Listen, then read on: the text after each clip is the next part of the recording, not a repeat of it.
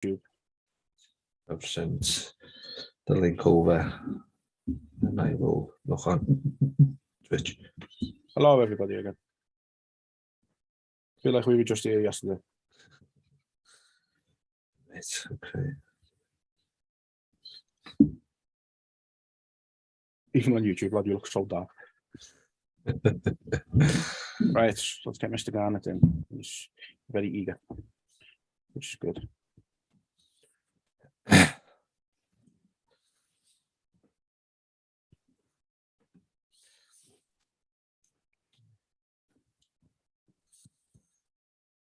Hello. Yo, what's on, mate? How are we? Can you hear us all right? Yeah. I can hear you good. Good stuff, man. How have you been? I'm good, you know. It's good to be Good. back. Yeah, man. Nice one So for joining us. obviously we know we haven't got long with you, so we'll just jump in. We know you're busy, so go ahead, good. Yep. So before we touch on your fight, just wanted to speak about Aspire very briefly. Obviously, it's getting a lot of recognition at the gym lately. A lot of people would say that's overdue. How pleased are you with the team you've got in there at the minute?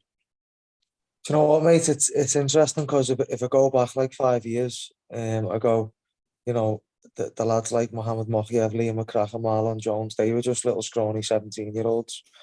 And that was around the last time I actually fought. And just to go on the journey of being with some of them now, and you know what guys like that do in the team in terms of taking some of the responsibility off me and Phil, it is amazing. So go, you know, fast forward 5 years, and the gym's getting the recognition, but I'm in a position now where, you know, it's got a team that can run it, and now rather than feels like I'm supporting the gym, all these people are supporting me. So yeah, it's nice to actually enjoy the fruits of the labour as a fighter and not feel overstretched like I used to. There's several coaches in there now who cover strength conditioning. We've got different striking coaches. Obviously, Phil takes a massive role as the head coach as well. So it's got a strong team and we're doing well. And I just think now's the right time for me to put a few years back into fighting. Yeah, has it been good? Go on, sorry, just going to say, do you think you having that time out of fighting is now justified by where the level the teams are? 100%, mate. I always said fighting and coaching were like two equal things in what was important to me. And I just felt like it was a career path that I was destined to get into. So I've got no regrets. I think there's also been a few things that have maybe slowed me down in my career, like breaking my jaw before the fought was meant to fight Ronnie Sada in 2019.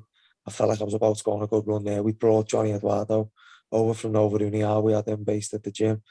And so I've had things get in the way for the pandemic come along, and then just, you know, various other things going on. I've had a daughter last year, so things have happened that I'm really pleased about. You know, I've gone on a journey with an amateur from right up to the UFC and Mo, and can see some of the other lads are going to follow a similar path now. Liam McCracken's got a massive fight on Bellator soon, so yeah, just loads going on now. It's just good to be back in the mix with them all.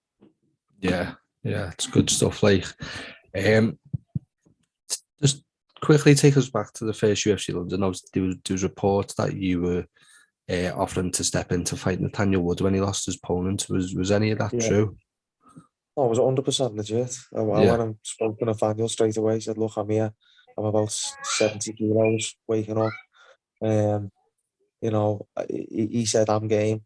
But the problem is, at that late in the day, not only I don't have a recent fight on my record, I also don't have any of the medical requirements. So for UFC to have pulled that out the bag, they'd have had to like pull off Mission Impossible. But now I'm in a position where all my medicals are up to date. I'm going to have a fresh win on the record come Sunday. So, you know, when these opportunities pop up again, I'm going to be better prepared. Yeah, definitely. So like you mentioned, it has been 5 years since you've last competed. Have you had have you wanted to return sooner than this, or has it just felt right now? There's been times where I've been looking for stuff, and the only real options were coming back to me at the time were being on a regional show, and I don't know what it was. I just didn't feel like that'd get me up enough and excite me enough with all the other things I'm committed to. But Hexagon's, you know, it's on design. It's an international show. I've got a nice 2-fight deal off them, paying me decent. I'm looking at a 5-rounder on the back end of this for a title, most likely. So that's a nice opportunity. It's non-exclusive outside France.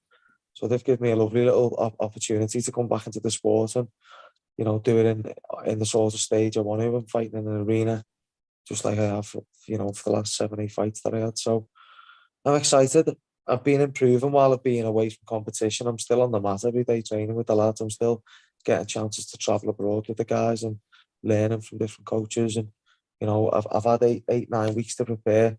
I've done everything in my power to come into this fight. You know, I do feel like another fight camp's going to make a huge difference. But just thinking about all the stress, I no longer have to manage on my own or just between me and Phil. Now there's such a big team there. Now, obviously, you know, I've got a baby, I'm more settled. My girlfriend's got all my meals prepped. I'm sticking to my diet. Like, I've got about 8 pounds to do between now and the weigh-in. So I just feel like I'm almost better set to have a good run of it right now. Now's the time. Now's the time. Have you obviously, as you mentioned there, you've got the gym and you've basically got a sick fight team now. Has it been good for you to be able to learn from them while you've been in this camp as well? 100%, mate. Yeah, like Liam and Marlon have been sparring with me loads. I used Mo very early in the camp. He's been giving me some help with me wrestling last week. So, you know, I'm leaning on the guys there as well. You know, right through down to some of the amateurs. So, defo, mate. Yeah, 100%. I mean, I've got everything I need in Aspire right now. I'm sure for the next fight I'll probably venture out and do some training bits elsewhere. But in terms of what you need to succeed in the sport, we've got everything in house, and I'm tapping into that now and reaping the benefits. Yeah, and you mentioned there about, you know, going to fights with your fighters, you know, the UFC and that. Has it been difficult for you to not to compete? You know, especially when you've got a love for it and everything. There's been times where I've proper been thinking, oh, I need to be back doing this. But then there's also been plenty of times where I've sat back and gone, no, I'm quite enjoying just like having my head on the gym and the coaching and, you know, having all this time to my new baby. But now I've just got a little bit of fire back in my belly. I want to enjoy Sunday. I'm getting back in there just for myself, enjoy that fight, get this title fight booked, and then we'll just build on that. I'm 34.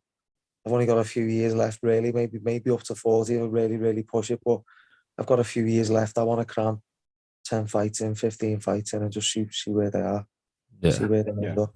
Do you know what I mean? Do you feel like you're in a good place in terms of you're coming back because you want to fight, not that like you feel like you need to fight? Exactly that, mate. Like I make a good living out the gym. I don't need fighting anymore to sort of, you know, for a career choice. It's now like I'm doing it because I've got all the tools to do it, got all the knowledge that you need around fighting. If you think of it, and anytime you look at a fighter, you're looking at 4 key areas: technical, tactical, physiological, and psychological. And, you know, obviously I had a couple of losses towards the back end of my active career. They were big learning curves for me. Got guillotined twice. That's now probably my best submission. So, you know, there's things in me technical and tactical arsenal that are much better than when I was last competing. Where I probably had the dip is the, you know, the psychology of actively fighting and the physiology of being in fight camps and, you know, all that stuff. But I feel like I can pull that back, you know, within the next 6 months, and that'll be enough time. I've mainly focused on conditioning and making sure I'm fit and getting around in this camp. As long as I can do 15 minutes, which I can, you know, I don't think Miguel Haro has much chance of winning this fight, personally. Yeah. Speaking of Haro, do you know much about him, or do you tend not to really focus on? No, I do know he's been around the scene a long time, just like I have. He's had a little break like I have, but watched his last fight, that's it really. He fought a guy called, I think it was Sutton Abreu, and it was a decision. He won the second round. He probably looked more game and more competitive than he's looked previously. So, you know, he's at a decent team. You've got people like Manon Fioro with his team, Axel Sola. He's coming from a good camp. He's got decent hands, can strike. He is aggressive.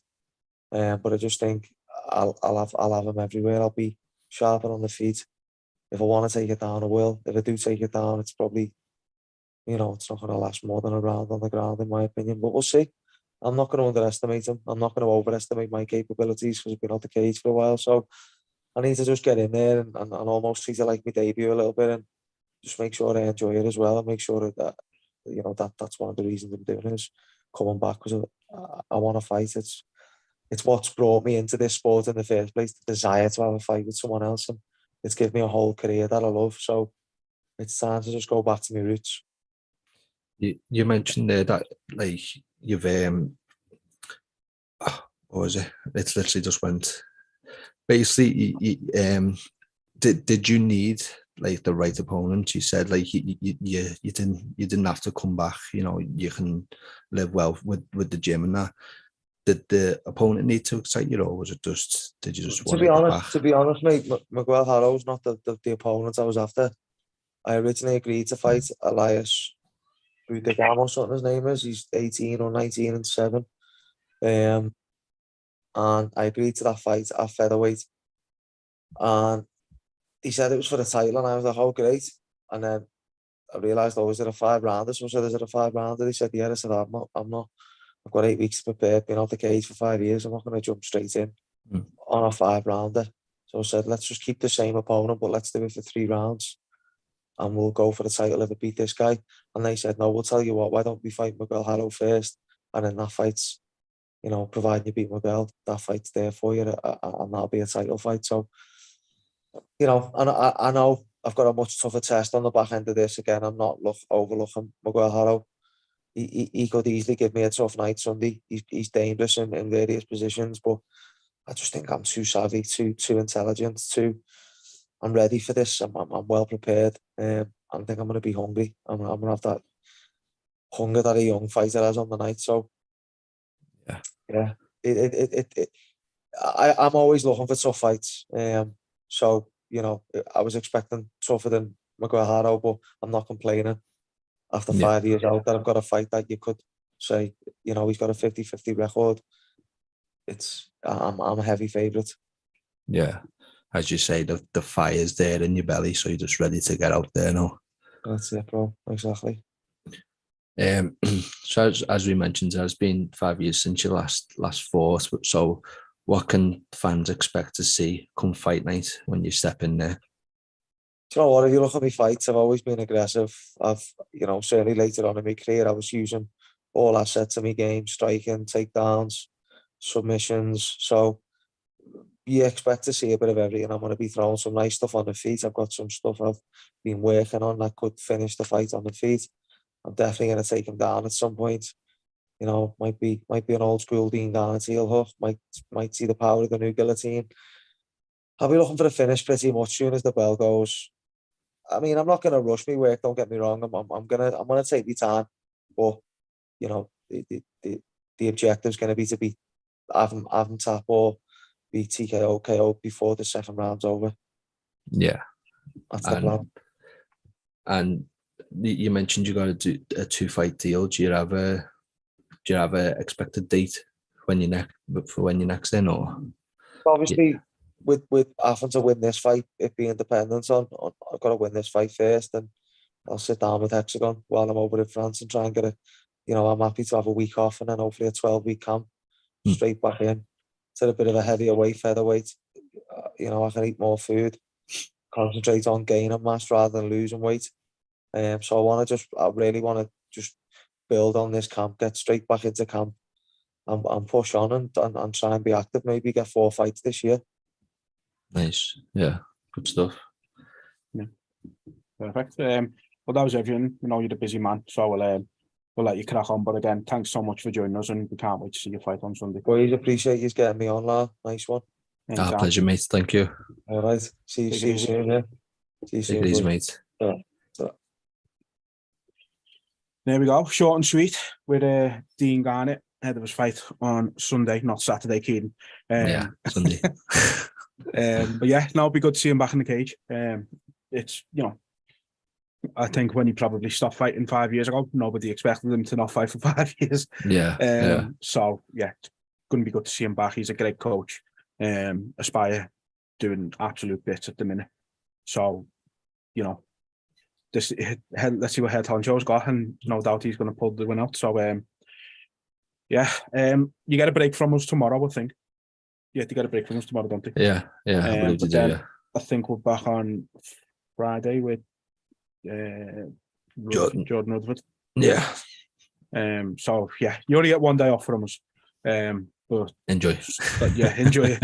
With a lot to handle. But yeah, so we'll get all this posted up on socials, and then we will be back on Friday. So thanks everyone for tuning in, and bye for now.